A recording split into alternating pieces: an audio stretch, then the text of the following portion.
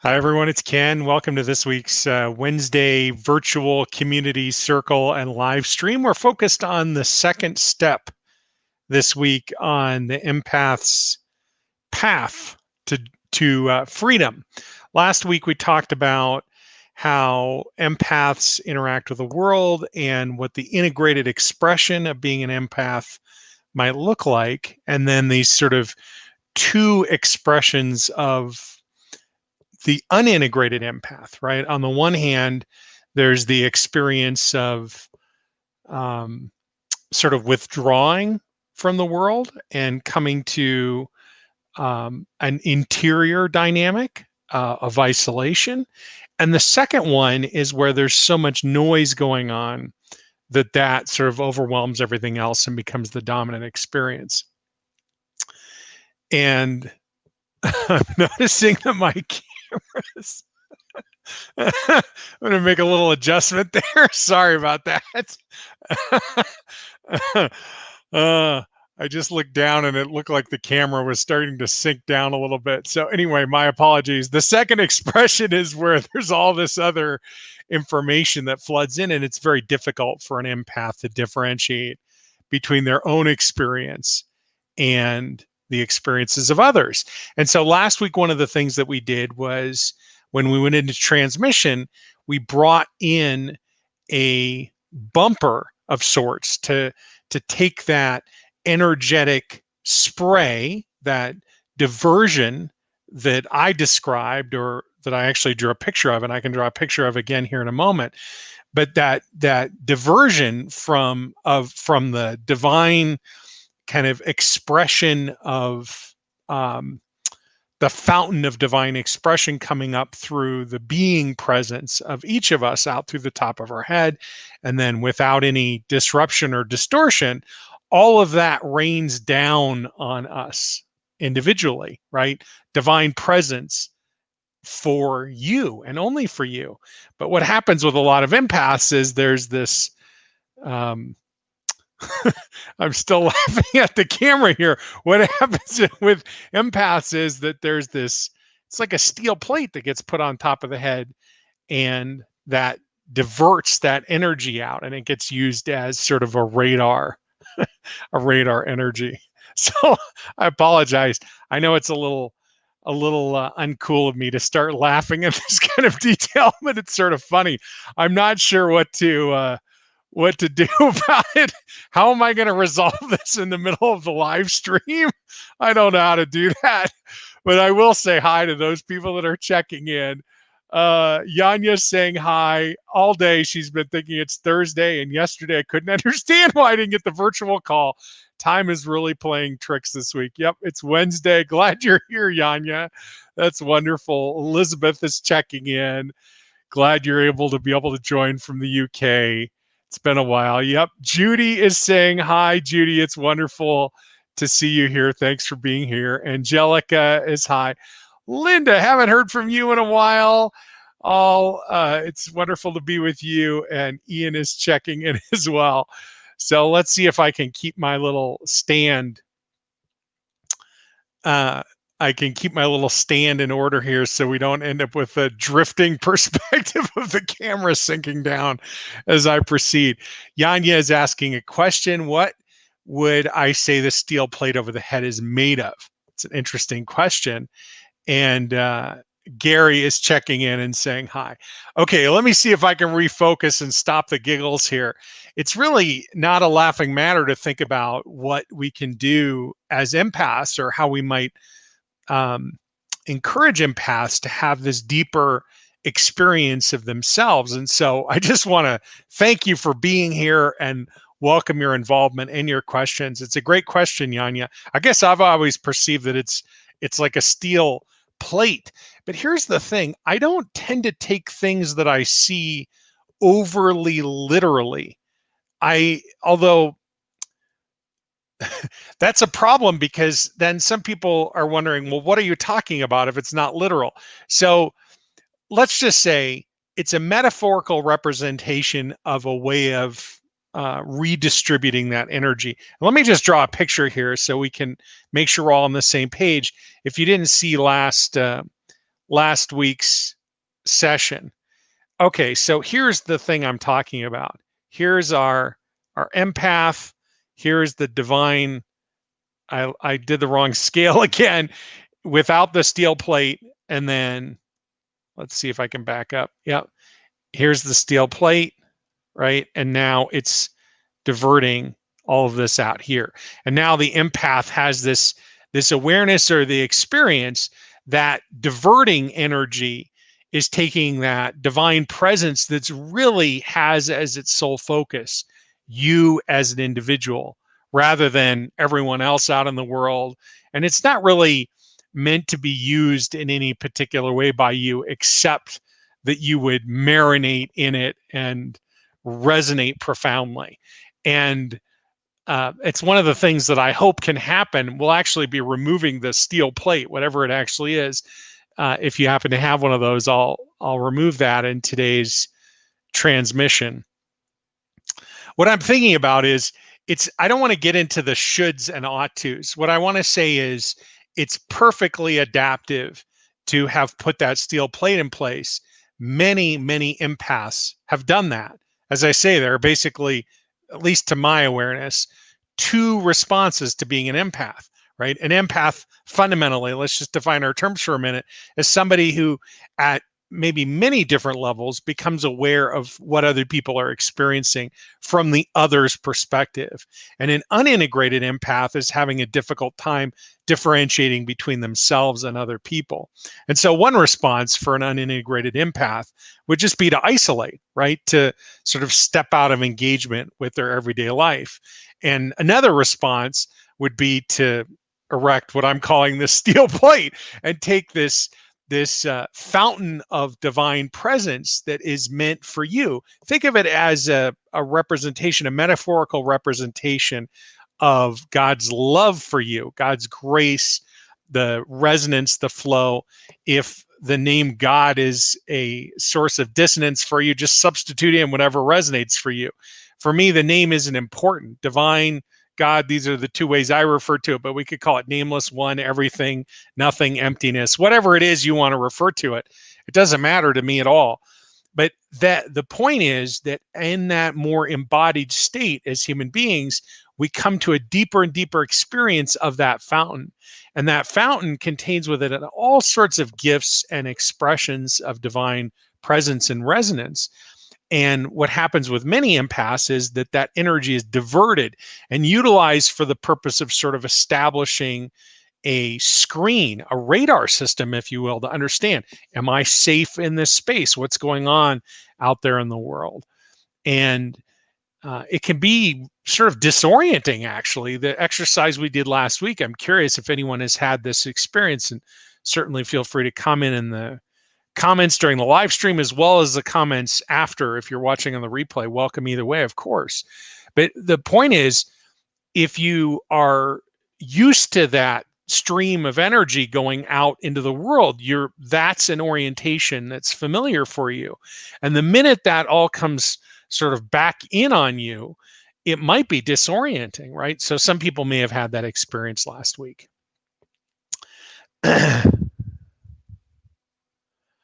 Oh, Yanya's asking another question here. I'm going to get with the program. You all can see the question here. She's like, of course it's metaphorical, but it's energy. And what kind of energy is it? Are negative thoughts or beliefs?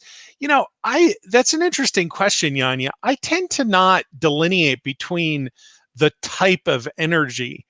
It's, I guess you could call it a negative. I don't know that I would. It probably is an unconscious expression. I mean, I have never ever talked to an empath who said, "Oh, I know exactly what you're talking about." And it'll resonate when I talk about it. But I've never met an empath who says, "Oh yeah, I remember the day when I erected as a function of my beliefs or negative thought patterns this steel plate on the top of my head," and so on and so forth. So I would tend to consider it as probably many, many things are that are unintegrated. They're just an unconscious expression of the unintegrated or separate self. And the minute it can become a conscious expression, now we have an opportunity to integrate it. I tend not to, and maybe you know this, Yanya, and others in the circle here know this already, but I tend not to label the source of the energy beyond understanding whether it's an expression of our wholeness or it's an expression of separation. For me, getting into the and this is just probably a function of how God expresses through me. I'm not trying to say there's a problem with this. I know a great many people are focused on this type of understanding, and it's meaningful to label in this way. I'm just saying, from my perspective, it's not meaningful to label this way, because to try to delineate between the types of energy, for me, is sort of like saying, well, let's just assume separation is our dominant perspective now, from which of course generally is true until we start integrating. But now, within the context of separation, let's apply our spiritual awareness and knowledge to try to define what the expression in separation is. I get that that's a very compelling pursuit, uh, but not from my perspective. And the reason for that is that I'm I'm not interested with my own self, nor do I feel drawn to it when I'm supporting or witnessing others to try to differentiate or delineate or build a cosmology in separation.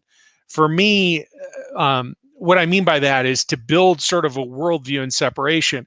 I believe we already have that. I believe that our default state after we sort of fall from what I call God consciousness into stage one consciousness, which probably happens in, early in our life, somewhere in the single digits. I don't know if it's at 3 or 4 or 5 or 6 or 7 or 9 years old, but whenever it is in there, it's probably different for every person.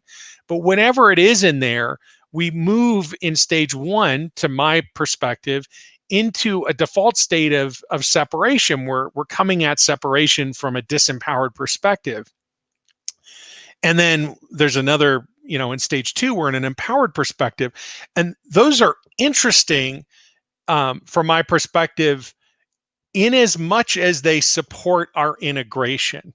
But to go into and develop an understanding of the particulars in that, I think it has meaning from the perspective of stage two, has a lot of meaning from the perspective of stage two, because from a place of control, understanding what it is or learning how to work with it, manipulate it, affect it, could be very meaningful. But from my perspective, what I see as doing is moving into stage three. And I really believe that's a huge part of what God does through me, is support people in sort of preparing for and moving through into that transition into three and then eventually into four. So I hope this is meaningful. Yanya is saying one more thing. Made of separation is good enough. Now I have some idea of what you mean. Okay, good. All right, Yanya. The risk of asking a question, as you know, Yanya, is that I'll go down the rabbit hole trying to clarify my thinking on it. And I don't want to go down the rabbit hole too far if it's not too late already. Okay, so let me just see if I can't kind of reset here a little bit. And by the way, I'm happy to answer any questions that are coming up. If you have a question as you're watching, whether you're watching live or on the replay, please put it in the comments. I would love to respond to you. Maybe it inspires an additional video, either in this series or another, weekly live stream focused on whatever you're asking about. And I don't want to limit our interaction. I love it. It's inspiring to me, and it's wonderful to be able to connect in this way. I'm very grateful for the chance to connect in this way. I just want to see, in the absence of anything else coming in, if I can sort of reset and focus back on the progression. Yeah, so the first progression is as we bring this bumper in, and let me just pull up the oh, I was going to try to pull. Here it is. Here's the drawing from last week. Here's the drawing of the bumpers. Here's one side of the bumper and here's the other side of the bumper. But of course, it's really a circle. We're just taking a cross section in this view. In any case, in this bumper experience is now all of a sudden that energy is coming back within. So that's the first step, is that experience of that. And that's what we began to explore last week. The second step in this process would be to actually remove that energy, whatever that is, however we're going to refer to it, from my perspective, just in separation of that steel plate, that diverting device. And we're going to get rid of that so that that fountain can shoot up and then all that grace can come down on top. And let me just see if I can't draw a picture of that. I'm giggling because my artistic skills, while they make me laugh, I hope they at least make you smile.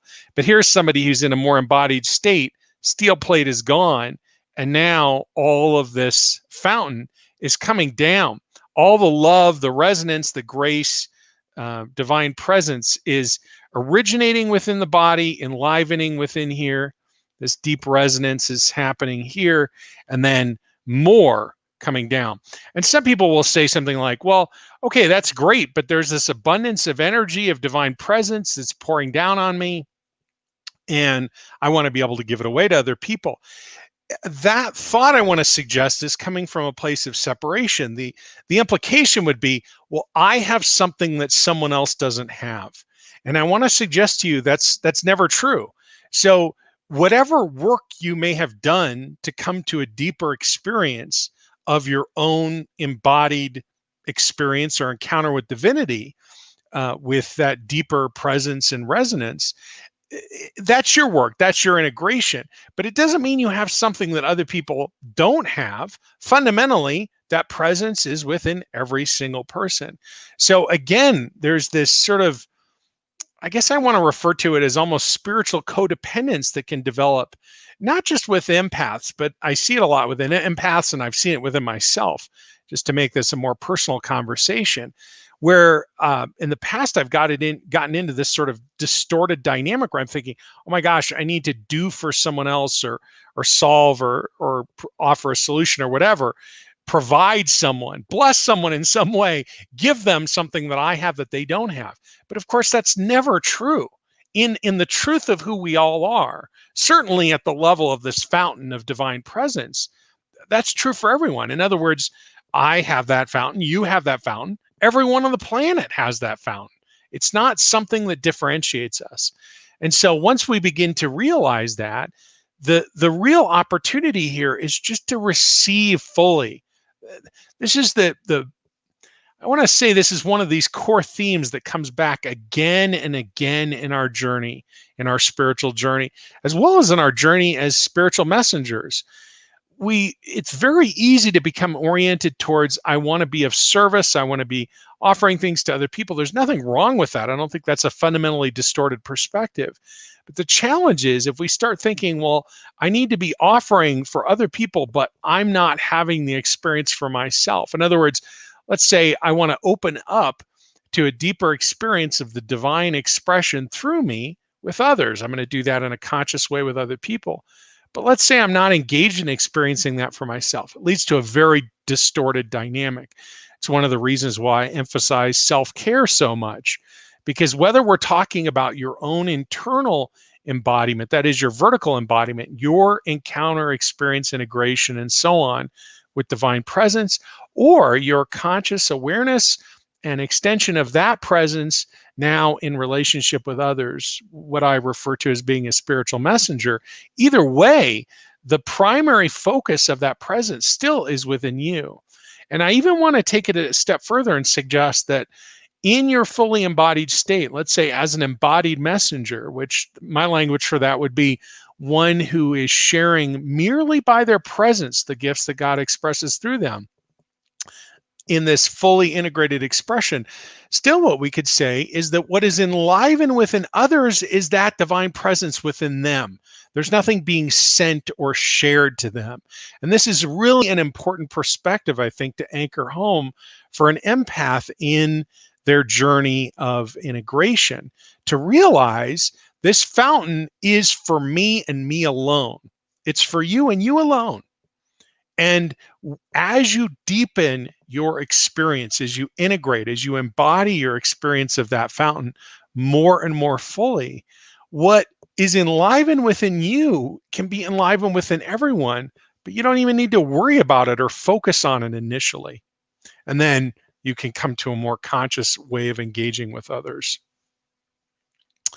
Angelica is asking a question. Let's pull that up. Does the steel plate have other purposes? One of my teachers put it on my head during a death and dying seminar when I was going out of that space. Interesting. I don't know, Angelica. Can you say more about that? Um, that's really interesting. Put it on my head during a death and dying seminar. Okay, so I just want to make sure I understand. I guess my clarifying questions would be, what do you mean when you say going out into that space? Going out into that space is in going out here or going out into this space? That's very interesting. Very, very interesting perspective. Always in this circle. It's incredible. I'm so grateful and appreciative for the questions and perspectives. I listen, I'll just say from my perspective. Now, the challenge here is that in me, you have somebody who is not trained. I'm not trained in any modality. I spent some time with the Art of Living Foundation very early on when I first learned about my spiritual gifts. Really, the best way to say it is God's expression through me. I learned that at a part 2 course with the Art of Living. Um, and the Art of Living is where I learned to meditate and so on.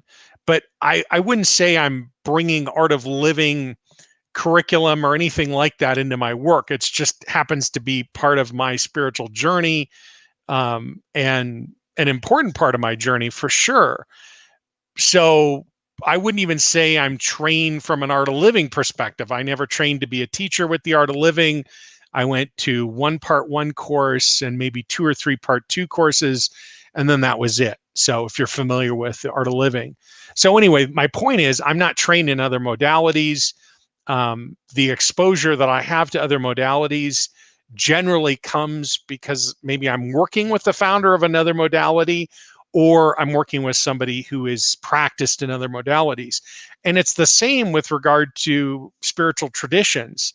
I really, although I was raised Catholic, I left Catholicism in my adolescence, and I wouldn't say I've studied religion in any meaningful way. I mean, I had a opportunity to share some time with Thomas Keating before he transitioned out of the body. Got to interview him and spent about an hour and a half with him one day. He, of course, was considered a Christian mystic, Catholic priest, and a monk. He was a Trappist monk who lived at a monastery um, up until close to the end of his life, up in the high country of Colorado. It's how I got to meet him and share some time with him. But still, I wouldn't say that I'm coming out of any of these perspectives. So anyway, the point is, I'm getting lost thinking about Keating here. The point is, I don't have a way of cross-referencing those things from personal experience. So it's helpful if you're willing to share. Okay, Angelica's saying going out through the top of my head, going out and leaving my body. Yeah, I listen, the the from my perspective, staying in the body, staying in an embodied state is a really, really profound opportunity. And I suppose there would be teaching perspective and wisdom behind, mechanisms to support people staying in the body. But I mean, from my perspective, if those were deployed at all, I would imagine they would only be temporary and certainly not permanent. But again, I have a very limited perspective here, Angelica. So I'm not trying to cast doubt upon a teacher or, call into question their teachings or anything like that. If I run into these types of structures when I'm working with somebody or they mention them, my goal always is to work through an integration process, because I think once we sort of get rid of these potential distortions, we open ourselves to an even deeper experience of the divine within. And I can give you an example of this, which may actually draw a sharper contrast for everyone who's participating in our time together today. Lots and lots of people talk about erecting energetic protection. And I think that that is an important and probably an essential developmental component as a spiritual messenger. But ultimately, the way I perceive that is that it limits our intimacy with the divine. Because ultimately, in our fully integrated experience, there isn't, I'm not trying to say your individual identity disappears, but there's not the boundary that there appears to be from the perspective of separation between, let's say, the interior and the exterior, as we might conventionally or in separation perceive that. And so, what I've noticed, certainly in my own life and in people that I've worked with over the course of years, is that as we integrate more fully, the desire, the need even to try to erect something that holds something at bay ultimately actually diminishes our experience of intimacy with the divine, because ultimately what we're holding at bay is a more complete experience of who we are. Anyway, I'm off down the rabbit hole again. Hopefully this is serving at some level. I'm going to close my eyes again at the risk of, and avoid the risk of picking up another question here. I promise I'll answer it. But let me just kind of close my eyes and tune back into our trajectory of our conversation from last week and this week. Yeah. So the first step then is to bring the bumper in. And the purpose for that is to have that experience of all this presence, all this divine resonance, and its sole focus is on you. And then the second step would be to, which we'll do today here in a minute when we go into transmission, is to remove the steel plate. Now, you might be thinking, well, wait a second, I don't want to remove the steel plate. I'm not ready to do that. Okay, no problem. We'll do something when I get ready to do that with you where I'll invite, oops, I always put my hands down and sometimes I mute my, my headset here by accident.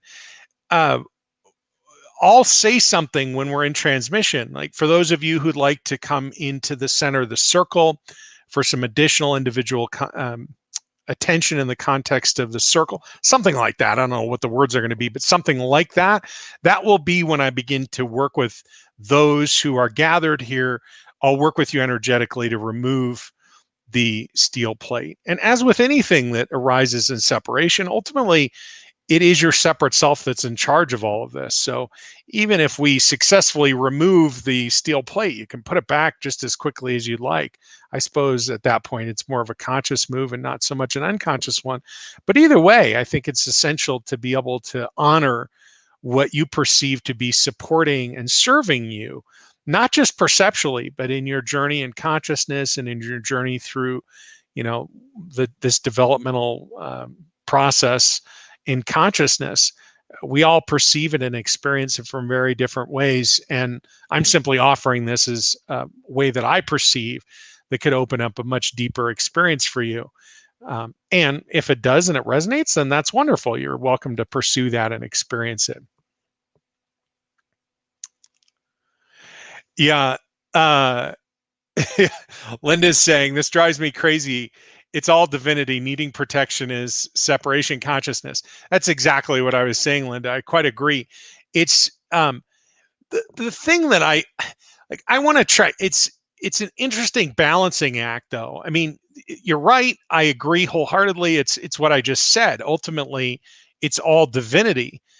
I think that the place that I'm really noticing or coming to is a deeper kind of let me see what's the right way to say it. I'm having a deeper level of appreciation for those aspects and experiences in separation that I've had in my life and my journey, and the necessity of those experiences in supporting my integration. And as I've come to a more complete and conscious awareness of their role in my own journey, it's opened up a deeper level of understanding and appreciation for the role that those types of experiences have for other people. So, I think that although it's true, we are all fully integrated, we are fully embodied, talking about embodiment, talking about protection, all these things just smack of separation and just introduce distortion. I also recognize the truth and the wisdom behind the perspective that even if we could, we wouldn't want to rip the Band-Aid off all at once. And I actually don't think we're sort of really capable of that in consciousness. It's not that we're not truly in the truth of who we are capable of it. It's that experience of integration, which is all illusory, is, I'll just say it. For me, it's essential. And I've noticed in many people that I've worked with, that experience can be a meaningful one as well. For example, when I sit and witness someone one-on-one, or when we're doing it in the group, I don't have, unless I sort of put the lens over my awareness, I don't even have an experience of a transition of moving from a place of deeper separation into a place of deeper wholeness, except in these very sort of subtle ways around the resonance that I feel in my body that is reflective of that. But beyond that, what I'm seeing or what I'm witnessing is just the wholeness of not just one, but of the whole, of the entirety of everyone. And I mean, even if I just think about witnessing myself, oftentimes that takes a while for me to have an experience of what's coming in at a deeper level. Susan's asking a question: why do you need to remove the plate? Okay, you don't need to remove the plate. But here's the thing, Susan, if you're going to, I, I hope it's amusing to see me giggling at my own drawings here for you. Hope it's not irritating. Here's the deal.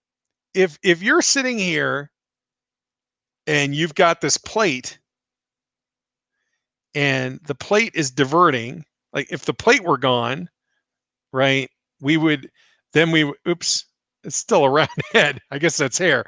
Then the divine presence, this fountain, would be shooting all this beautiful presence up, and it would be coming down on you.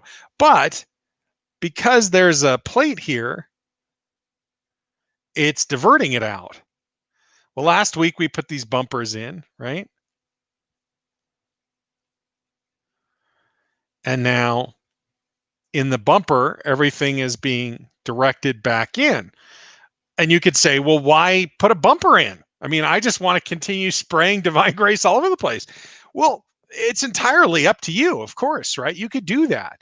But in this developmental progression, what I'm suggesting is that as you come to a place where, as an empath, you are ready to begin differentiating your own experiences from other people's, opening to a deeper level of intimacy with the divine, and so on, that putting that bumper in is a very powerful first step to really be able to receive the totality of your divine presence. And in removing the plate, what you do then is eliminate the need for the bumpers, and that's a form of distortion. That's in separation. The plate is in separation. But when we get rid of that, now this presence is just a fountain that's going up in the air and now coming down on you. But you don't need to do it. It's just, from my perspective, a way of coming to a more integrated experience of yourself. It's a way of experiencing the totality of that fountain of divine presence that we all have within us.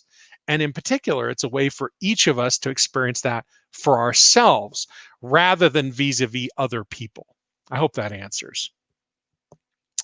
Susan says more: if we don't have to give anyone to anyone, let me say this differently. If we don't have to give anyone anything, we just have to be ourselves. Why couldn't you just be yourself, resolve the need for the steel plate? Yeah, exactly. You can. I think we're saying the same exact thing, Susan, unless I'm completely misunderstanding what you're saying. I'm in the process of trying to describe a manner, a path for removing distortions, for opening up to a more complete experience of you as you really are. The steel plate is something that empaths, to my perspective, unconsciously put in place as a way of sort of amplifying their intuitive awareness of their environment so that they can be safe or understand when I go into this room, or, when I'm around my family, or, whatever it was growing up that created that dynamic where those empathic skills, we felt we needed to enhance them, that unconsciously to my way of seeing it, put that steel plate in line and then started using that divine presence as a way of spreading that energy out and bringing it back through the feelings and experience of other people. Okay, I hope I'm answering questions here. I'll come back and answer more questions before we wrap up. Really, what I'd love to do right now, what I'm going to do first is I'm going to take a little break. I'm going to mute my line and I'm going to get a little drink of water. And then what I want to suggest is let's do some meditating together. Let's do divine connecting breath, and then let's open into transmission. And then in transmission, if you'd like to have that steel plate removed or receive support in having it removed, I'll make a comment about that. And then you can sort of consciously put yourself in the center of the circle for that part of the transmission. We'll do a little bit of integration, and then we'll wrap up, and I'll come back and answer any other questions that you have before I wrap up the live stream for today. One more thing that I want to say while we're sort of in the talking, sharing ideas mode. These steps really open up an incredible opportunity for profound and deep integration within each of us, especially if you've been in that steel plate dynamic. And really, that's true always. When we open to a more embodied perspective, when we open to a perspective of our deeper wholeness, when these changes begin taking place, or we open to a more complete experience of who we really are, it always sets the stage for deeper integration. And integration is always happening when we're gathering here. And there are other ways to receive support around integration as well. And I'm not going to get into that this week. Maybe I'll say something about it next week or the week after.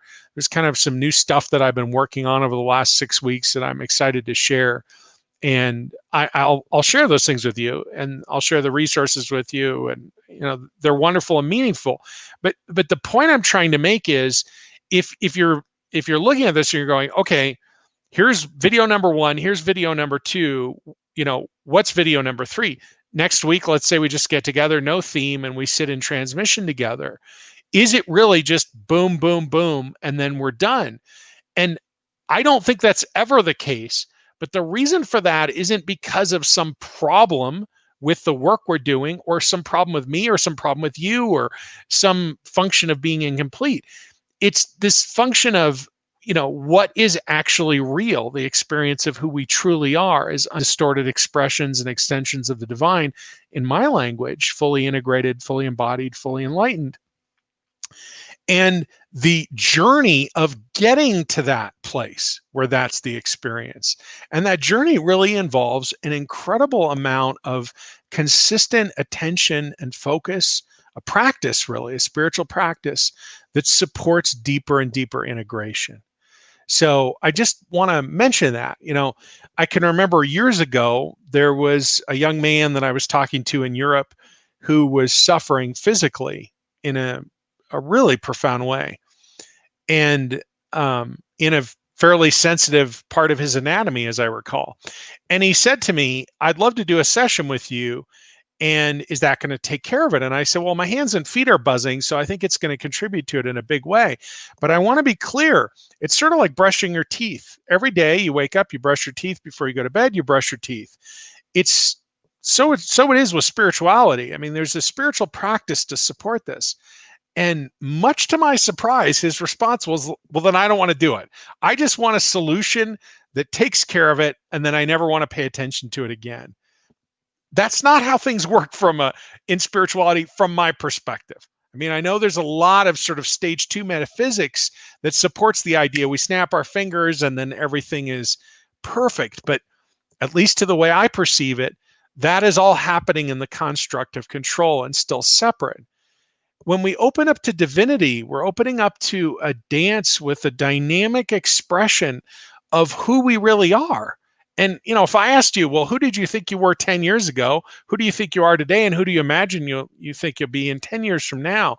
Presumably, those are different points of awareness and different expressions over time. And so it is with the divine within us. And I think if we just recognize that up front and prepare ourselves for that, it can become a really rewarding and fulfilling aspect, a dimension of the life that we're living, rather than kind of this one and done mentality. All right. With that, I'm going to pause. We're going to, oh, Susan says, why do you have to remove the plate? I don't. I don't. I don't have to remove it at all. In fact, I don't have to do anything. I'm just offering to support it. if you want the support. But that support at this level, in this way, is absolutely in separation to your point, Susan. Okay, I'm going to mute the line so you don't have to listen to me drink, but I need some water. Hang with me for just a minute, and then we'll do some meditating and go into transmission.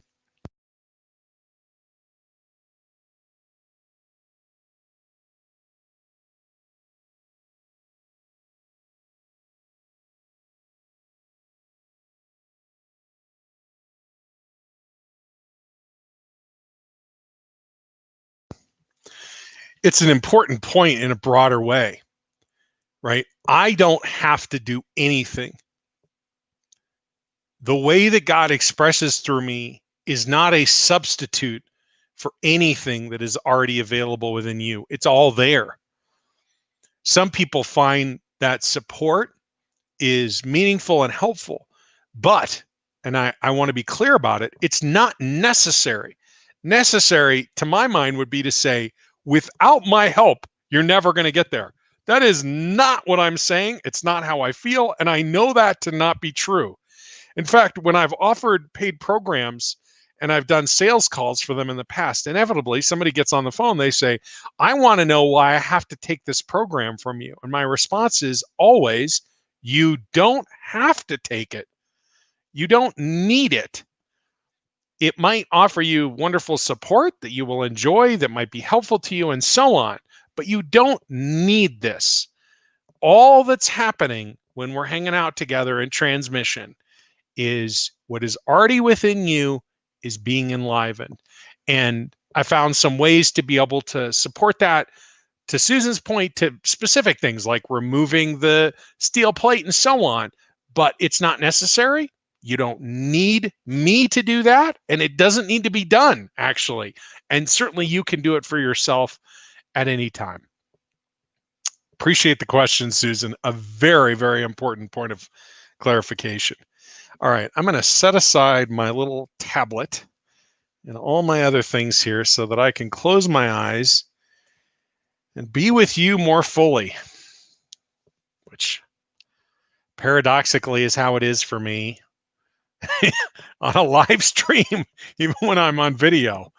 It's easier for me to become aware of that depth with my eyes closed rather than thinking I need to open them or engage with you visually. I realize the camera's still on. Okay. Let's take a deep breath in and hold.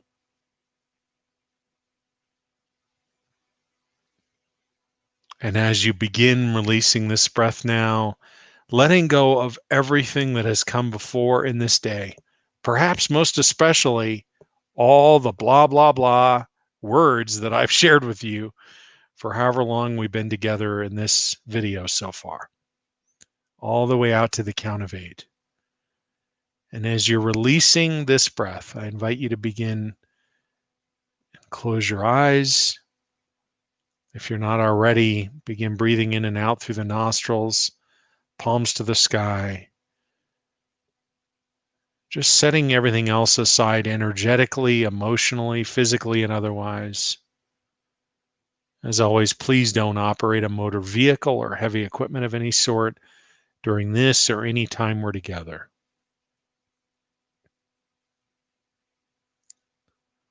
There are reasons for all of that, but if you can please just hear what I'm saying, it's very important to just be present with whatever follows. Many, many people, all the way back to the beginning, think they're going to sleep when they're in transmission with me. And can you imagine driving your car and then all of a sudden falling out? I don't think anyone's actually going to sleep in the conventional sense. Doesn't really matter what I think. Bottom line is, not safe to drive a car and be in transmission with me. So please don't. Another deep breath in and hold.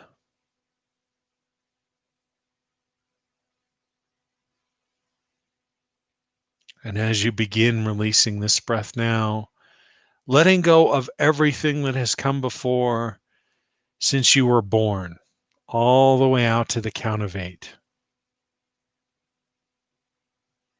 And as you do, just release the thinking and the emotions that have been dominant in your awareness of late, thoughts and feelings.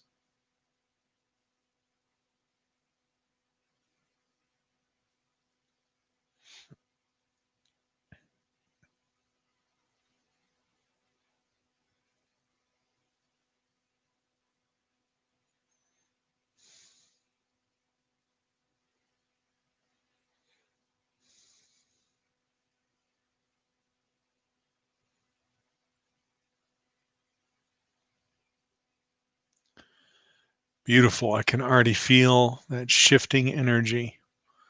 It's wonderful. Another deep breath in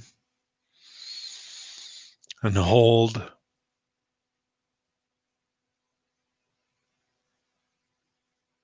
And as you begin releasing this breath now, letting go of everything that has come before since the inception of your soul, all the way out to the count of 8.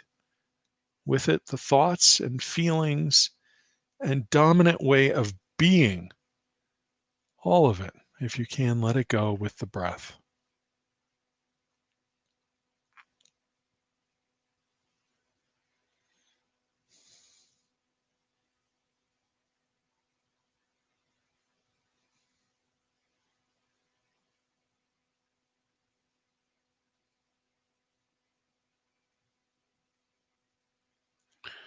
Still with your eyes closed, breathing in and out through the nostrils, palms to the sky. In your mind's eye, in your imagination, on the intuitive screen, become aware of that cue of breath in front of your face. You breathe in, one unit of breath, and another joins the cue at the back. Notice how the breath serves and supports you fully. It has no list of questions you have to fulfill, no criteria, no checklist.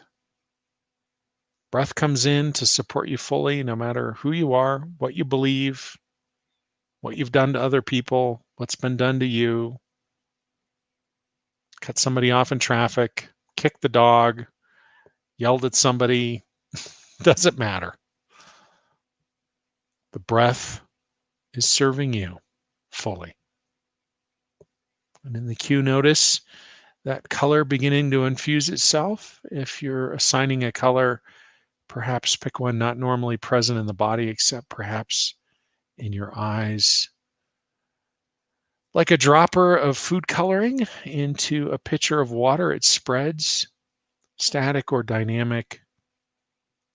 With your next breath, be with the color from that perspective as you breathe in through the nostrils, up to the crown, and then down into the lungs, sitting in the lungs now, continuing to breathe at whatever depth and pace feels right. Notice how that color is a wonderful illuminator of the vector, the pathway that the breath takes into the body. It lines the interior of the lungs and then it migrates through into the bloodstream. And if you move time forward a little bit gently, but also a little bit faster, you'll notice that color eventually finds its way into each and every cell of your body. You may actually see it intuitively or on the screen. You may imagine it. You may actually start to feel it viscerally or have a sense of it viscerally, but on some other level, a known truth, but that isn't in your body necessarily. There are lots of different ways that each of us perceive.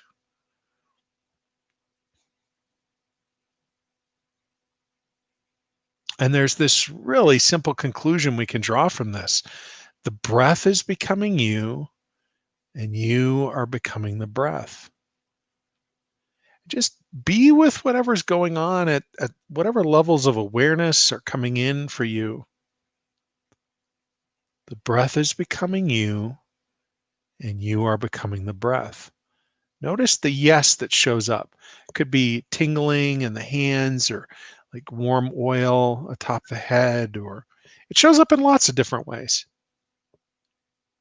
And just be with it however it expresses. Also, rationally in your mind, your thinking mind, you may think, oh, sure, yeah, oxygen, lungs, bloodstream, cells. Sure, that's true. And when you're ready, you can gently shift perspective from inside the lungs to outside the body, and then maybe even off into space just a little bit. Notice the breath of the planet.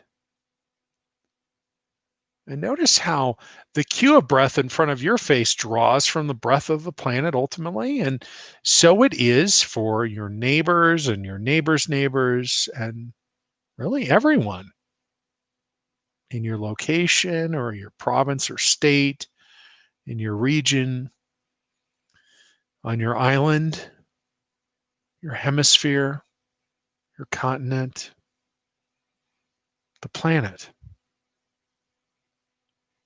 Which leads to another simple statement. With each breath, you are connected by your breath to every single person on the planet. From the very first time I taught Divine Connecting Breath, that statement always stirs up something for some people. There's some dissonance that gets stirred up. And maybe now more than ever, right? Middle of a pandemic. How does it spread through the breath? Oh, I don't want that stuff. I don't want that person's stuff. I don't want they see the world differently or they're involved in behavior I don't condone. And I don't, it's not that. We're just looking at a simple form of connection. It's an outer form that we can perceive easily that is the mirror, the reflection of an inner connection that exists between all of us that is invisible. We're just using the breath as a way of perceiving that. It's not a highway for someone transferring their stuff, their noise, their dissonance, their burdens, their challenges onto you. You're not going to get it from them. This isn't a way of spreading the virus or whatever. That's not what this exercise is about. And it's okay if that comes up for you. But I want to go through this statement again and just see if you can release that resistance and open up to the breath as an outer expression, a reflection for something that is deeper and invisible that connects us all.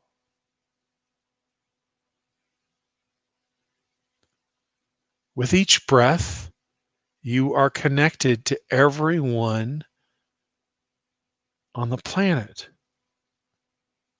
And in fact, because the breath of the planet has always been and will always be, you're connected to everyone who has ever been or will ever be and who is today. Everyone. Already we can drop some of the illusion of time and space, maybe all of it. And also notice how we're just talking about people, but truly the breath of the planet serves everything. People, animals, insects, plants, rock, dirt, water, fish, everything.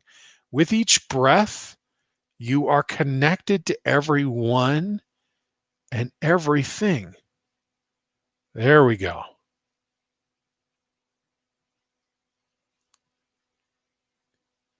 And notice how the breath of the planet becomes the breath of the cosmos. For at the very edge of our atmosphere, that breath touches space and in turn, eventually every other part of the cosmos.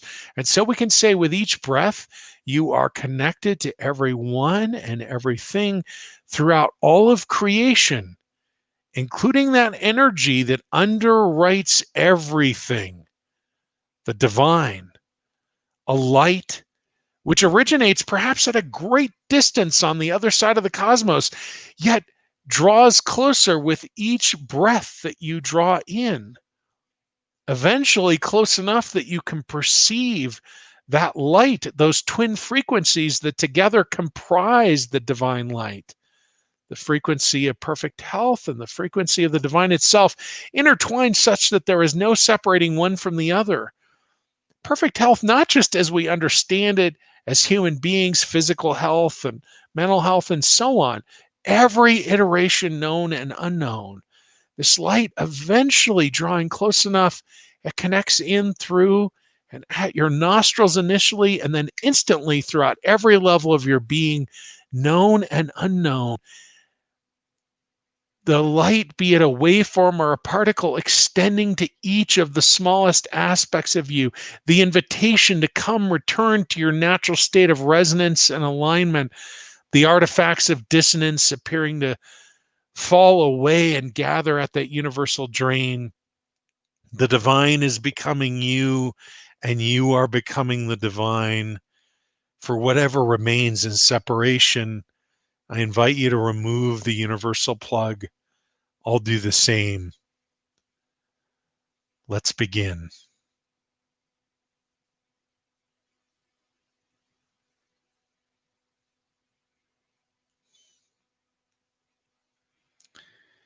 If you're holding on so you hear the instruction, don't worry.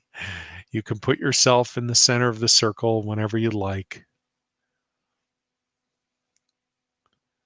And when it's time, I'll happily support the removal of the steel plate if you'd like that support. Of course, it's not necessary. You can do it on your own. The only request I would make is please don't try to do it while we're in transmission. Just be in a receiving place. If you shift into a place of directing, you start to hold up a stop sign. It's like saying, no, God, I've got this. I'll take care of this. And really, what is opening here is that deeper enlivenment of who you really are, that energy that underwrites everything else, that expresses through every aspect of you, no matter how small, no matter how known or unknown. And each of those aspects coming to the full embodied expression of your undistorted truth, of your wholeness. Not because we're saying it, because I'm saying it or speaking of it. I couldn't even begin to tell you what that actually means. I'm not concerned with what it means. I can see it or witness it in some way, but even my ability to perceive is limited, even if I drop language. That's why it's so powerful to be able to let go of control, to open up to that divine unknown, to express fully. And in the context of our work together around opening up to the freedom and the extraordinary gifts that come with being an empath, being the recipient in total of all of that divine presence just for you.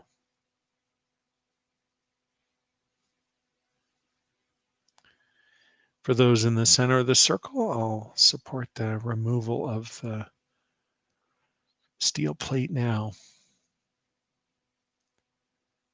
And in just a few moments, when it's gone, might be a different experience unfolding. For sure, lots coming up to integrate.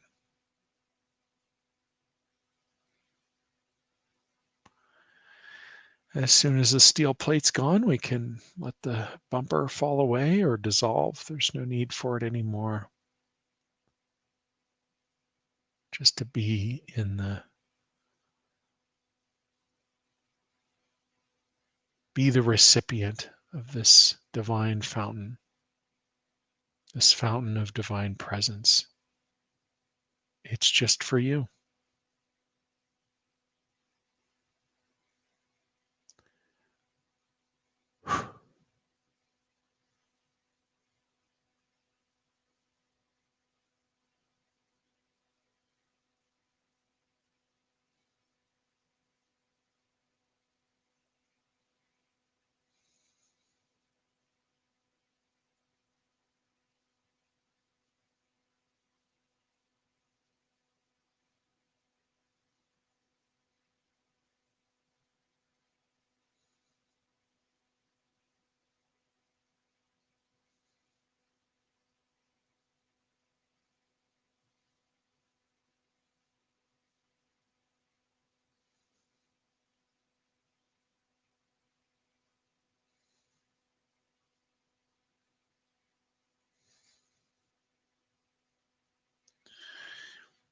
I can feel when things are shifting in the collective. I don't have any awareness of individuals in the group, just the collective.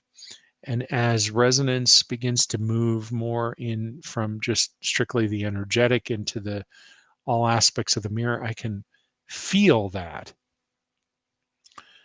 Um, Interestingly enough, as sort of a footnote based on what we're exploring here, I'm discovering that within myself. I'm not even trying to go out beyond me to figure that out. It's just what's unfolding within me, if that makes sense.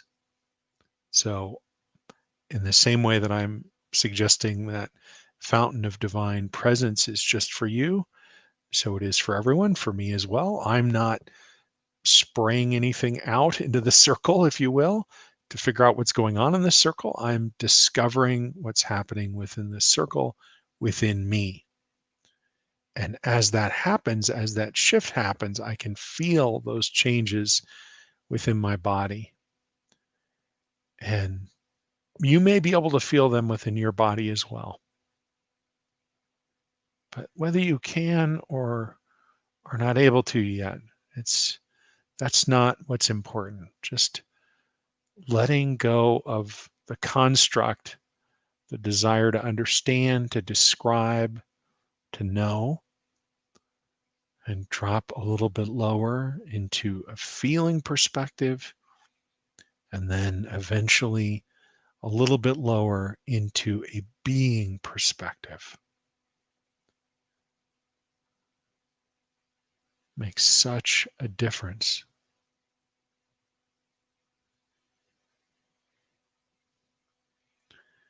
It's the difference between peace because of peaceful thoughts, or peace because of peaceful feelings, or peace because the being presence is peaceful, is peace itself.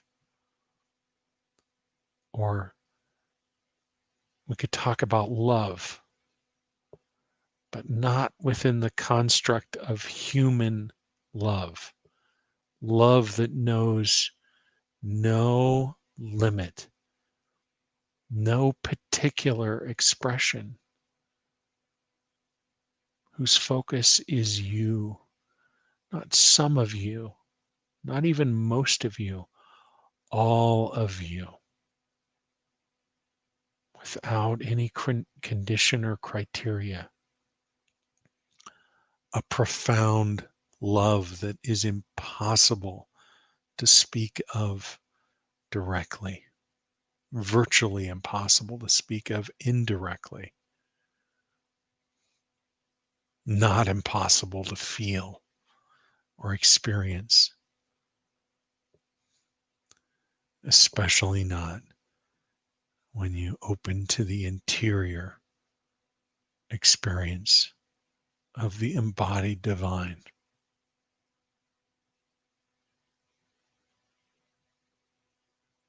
inside you.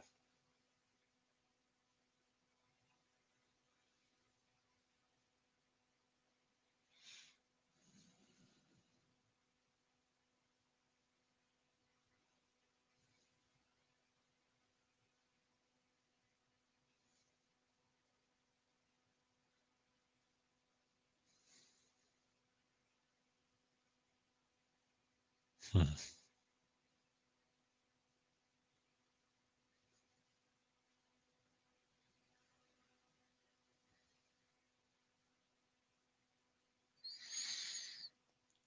Beautiful.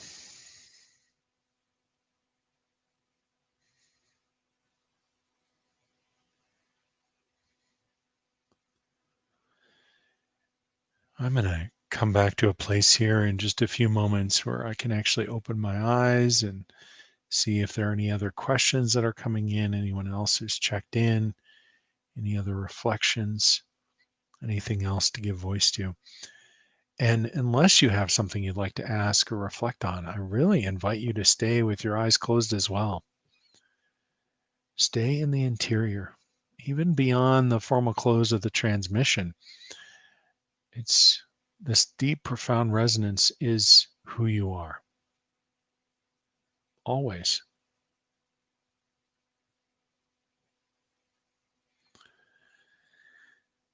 When you're ready, I invite you to begin returning that universal plug. I'll do the same as I begin bringing this transmission to a close. As I say, I'll open my eyes here in just a moment. Oops, there they are opening up.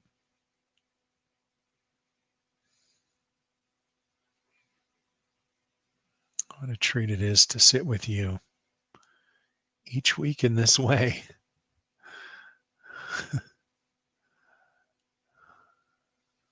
Such an honor.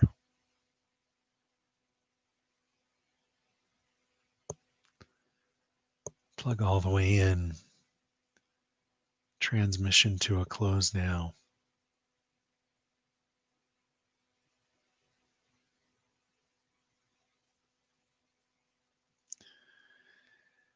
Couple of comments coming up. Susan is saying, thank you. That's what I was asking. The question earlier, why do you have to do this, Ken? And the answer, of course, I don't. I don't have to, and I don't need to. I'm happy to offer the support, but it's not needed or necessary. It's not certainly not required. Linda said much love. I think she had to head out here a little bit ago. It's wonderful to be with you, Linda. Let's see if there are any other comments that are coming in.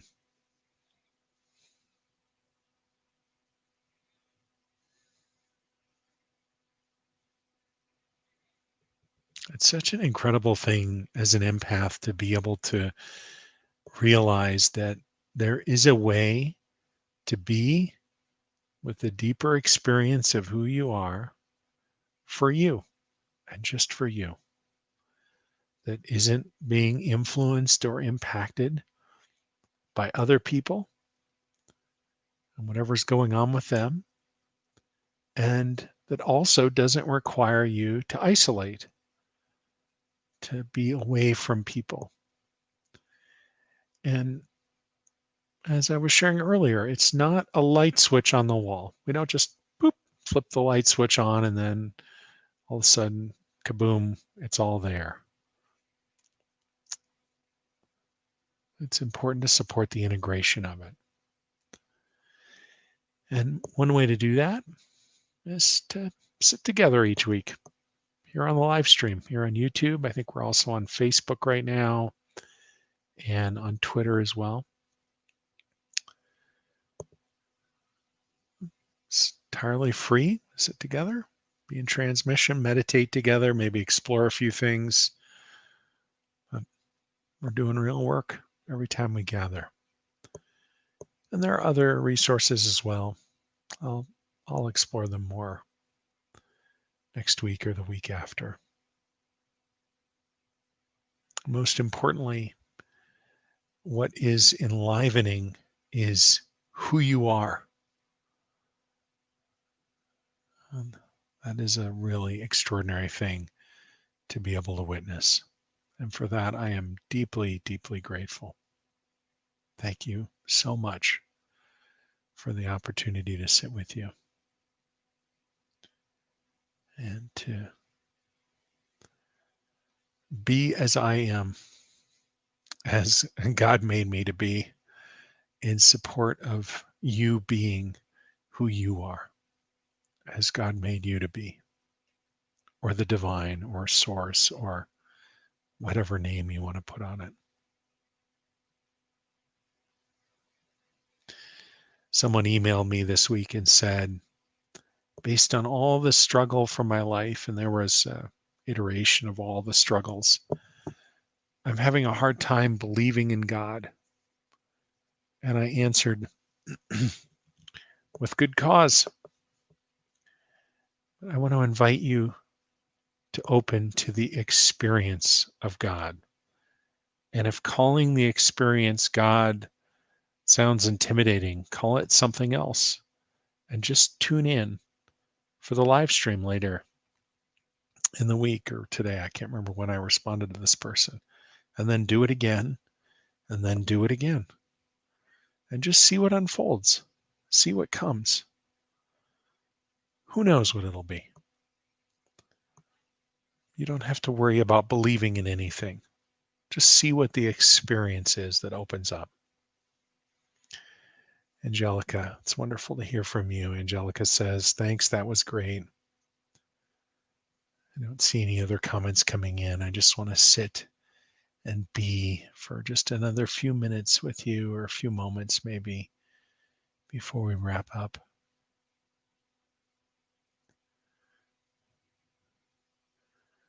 It's fun to start with divine connecting breath from my perspective, because it's clear that that's just a guided meditation.